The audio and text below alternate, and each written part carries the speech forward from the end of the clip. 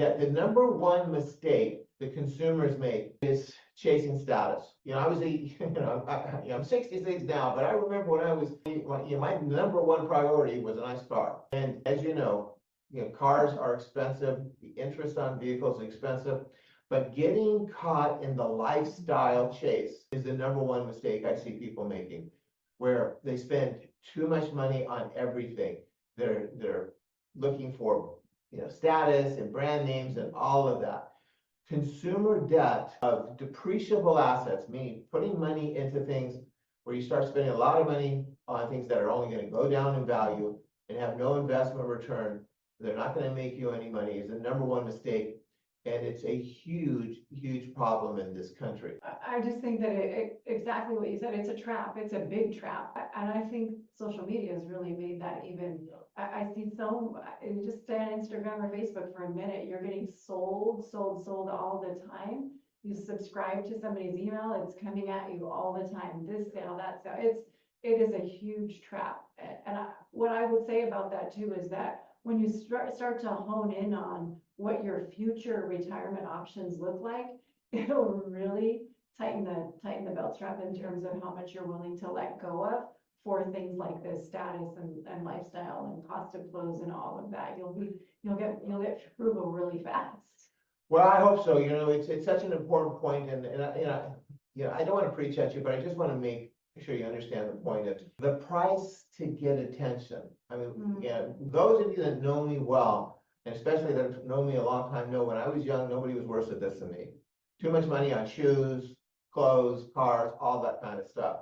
And the truth of it is it's ego driven because you just want the attention. And everybody loves the attention. But here's the price. The price is being a slave to the debt. You don't have the freedom to choose to work or not work, to take more days off, more vacation time. And the friends of mine that didn't make those mistakes, that didn't have the ego that I had, that were coming from a place of saying, hey, you know what? I don't need to have $1,000 car payment. When I think back, I had a $1,200 car payment in 1988. That's almost 30, well, that is 30 years ago. That's almost 40, that's 35 years ago. Wow. So if I had a $1,200 car payment, 35 years ago, that's with inflation, that's almost triple.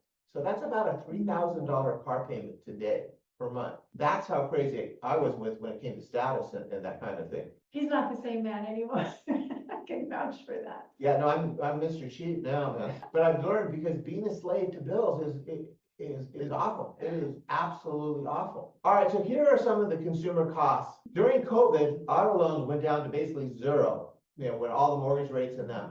But your auto loan interest rate is going to range depending on what your credit score, and we're going to talk about how critically important your credit score is to saving money, saving thousands in interest. But what's typical for auto loans is usually around 8, 9 to 12% rate. But we'll show you ways to get that down. The personal loans, which means unsecured loans, which includes credit cards, but there's all kinds of personal loans, banks that you can get. But you can see it can range from that 8.5% to 35%. We've talked about the credit card range, and then mortgage rates can range from in today's environment, around 6.5% to upwards of about 12.5% or 13%, depending on, are you talking about a first mortgage, a second mortgage, or are you talking about a home, the type of home loan that you're looking about. So it's credit score is really important in that, but there's other factors like loan to value. Mortgage rates are largely risk driven. So the better your credit score, the lower the loan to value. Less risk means lower rate. So those are some of the things that we'll show you how we can address those. But we need to be aware of these different elements.